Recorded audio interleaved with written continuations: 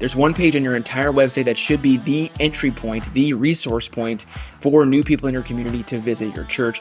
This is the Plan My Visit page. It might be a page that says Plan My Visit. It might say I'm new here. It might be a what to expect page. But basically, this is the page where people are going to find out all the information they need to know about your church prior to visiting your church. This page can either make it or break it when it comes to meeting new people in your community. So you want to make sure that you're building your Plan Your Visit page in the most effective way possible.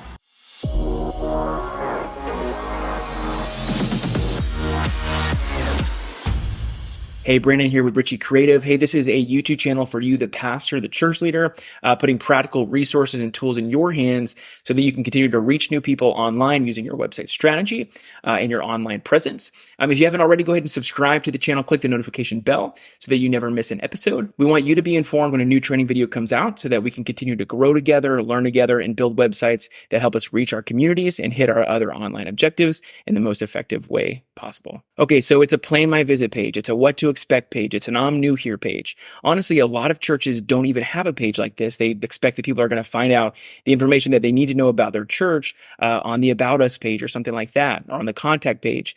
But you need to have an intentional page that is the landing point, the connecting point for new people in your community that haven't visited your church yet, because that is going to be the bridge that connects somebody from being not only a website visitor, but an actual visitor to your actual church location. So what are the top things that you want to make sure that you're including on the Plan Your Visit page? Well, number one, you want to have a warm welcome. I would recommend having a paragraph that is welcoming the person, saying that, hey, we know it can be scary. We know it can be intimidating to visit a place for the first time. And so we want to alleviate that friction by letting you know that you're welcome here. We can't wait to worship with you. And here's kind of what you can expect in terms of a Sunday morning service when you visit our church. But aside from a paragraph that is a warm welcome to your potential church visitors, I would recommend having photos highlighting life happening in your church, happy, smiling people that are worshiping in a sanctuary, kids in kids ministry, students in student ministry, small groups, connect groups, Sunday schools. Photos of happy, smiling, vibrant people in your church, it really does two primary things. Number one, it elicits an emotional response. Somebody sees themselves in those photos.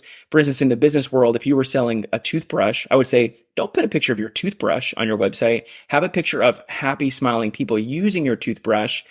Because people are going to see themselves in those photos and they're going to think, oh, if I buy that toothbrush, I'm going to have a great smile just like her. And in the church world, it's no different. You don't want to just have a picture of your church building or a picture of your team or a picture of a collections plate or a picture of a Bible. You want to have a picture of happy, smiling people in your church community, in your congregation, that are enjoying the benefits of the ministry that your church is contributing to the community.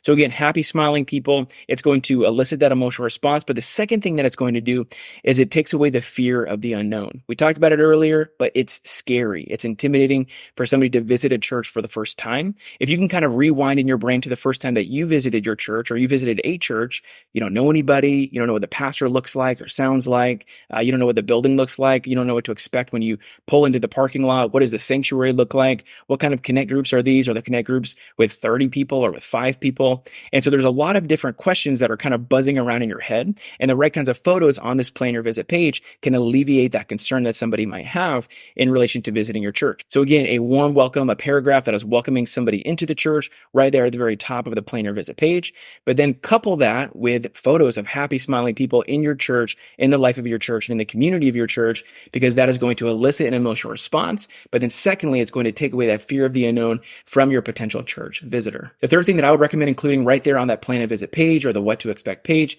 is a video from your pastor. Videos are powerful. They speak volumes much more than photos. And if you can have a video from your pastor, number one, it's going to make somebody think, okay, if I show up on Sunday morning, I already know what the pastor looks like. I've heard his voice. I know his mannerisms. I know his personality. It's going to make it that much more likely that they actually build up the courage to step foot through the doors of your church. If there's a video from your pastor welcoming them into the community, welcoming them into the service. So again, a video from the lead pastor of your church can be a very impactful thing to include on this what to expect or Plan a Visit page of your church website. All right, let's get practical. The things that people are really coming to that page for, of course, they want to be welcomed. Of course, the paragraph, the video, of course, all of those things are going to help, and they're going to make somebody feel more at ease when they consider visiting your church for the first time. But they're really coming there to learn more about the church. What's it like? What can I expect on Sunday morning when I come and visit? One really great tool that you can deploy on this page is a FAQ section. I would recommend including like an accordion dropdown. So again, the big objective here is, what are the top 6 to 10 questions that a new visitor might ask related to your church in terms of beliefs, what the service is like, childcare, parking, directions, any of those things that might be a question they may have, and then answer those questions before they even get a chance to ask them with a really great FAQ dropdown on this what to expect or plan my visit page. The next thing you want to be very intentional with and clear with are the logistics. When do I show up? What are the service times? Where do I go? I would recommend having contact information very readily available on this page, phone number, email address, and then of course a get directions link. I would hyperlink all of that. Hyperlink the get directions link to a Google Maps link that helps them get directions to your church from their current location. Hyperlink your phone number, hyperlink the email address, because if most people are coming to your website from a smartphone or tablet, which in 2024, 75% of people are coming to your website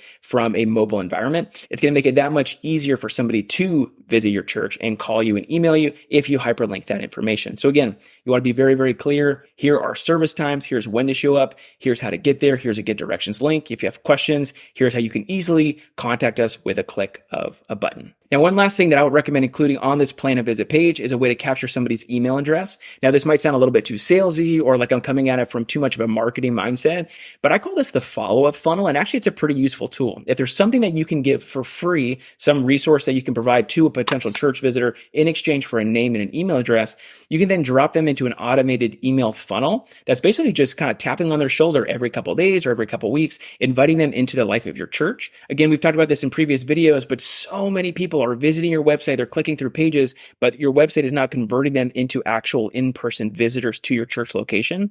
And so one thing you can do to kind of mitigate some of that disconnect is to capture an email address and then put them into this automated funnel where they're being nurtured over time. And then hopefully, eventually, they'll be able to show up in person. And then once they do show up in person to your church, if you can collect that information somehow and then move them from one automation into another automation, hey, we loved having you on Sunday morning. Thanks so much for joining us. Here's why we would like for you to come back a second time, or we'd like to invite you to this certain event or whatever. But the big point there is if there's a way to capture their email address, give them some free value on your website in exchange for that name and email address so that you can then put them into an automated campaign, you're going to have a higher likelihood that you can then get them through the doors of your church as a first-time visitor. So again, you have a lot of pages on your church website. You have an About Us page, a What We Believe page, a Story page, a Give page, a Home page, so many different pages, Contact page. But the page that you don't want to overlook, you don't want to get lazy with it, is the Plan a Visit page or What to Expect page or I'm New Here page.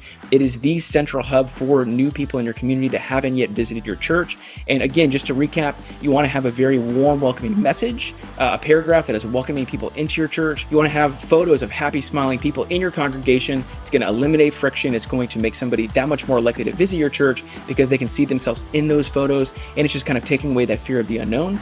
In addition to this, you want to have a welcoming video from your lead pastor, personally welcoming people into the doors of the church right there on your website. They're going to see his face, they're going to hear his voice, they're going to see his personality and mannerisms, and that is hopefully going to convince somebody to actually visit your church for the first time. People are going to have a lot of questions, so having a good FAQ section right there on the What to Expect page or the Plan a Visit page, answering questions before people even ask them, that's a really great resource and a great tool.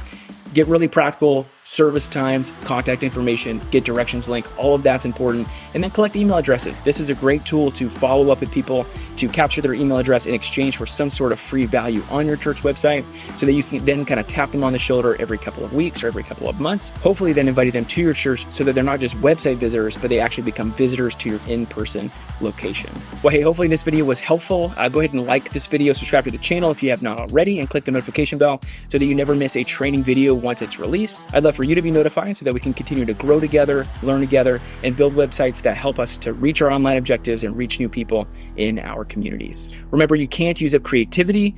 The more you use, the more you have. Stay creative, and we'll catch you next time.